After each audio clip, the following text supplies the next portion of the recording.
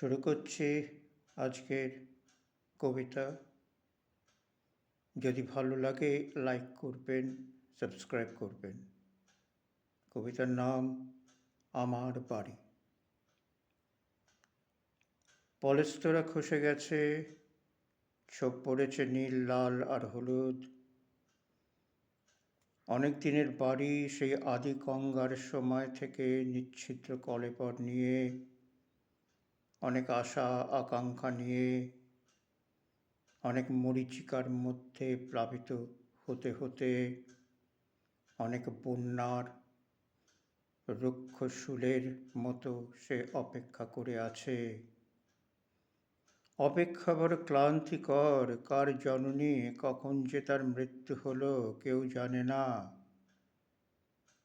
আকাশে অনেক নক্ষত্র রাশি, অনেক বহমান স্রোত, স্রোতস্বিনী।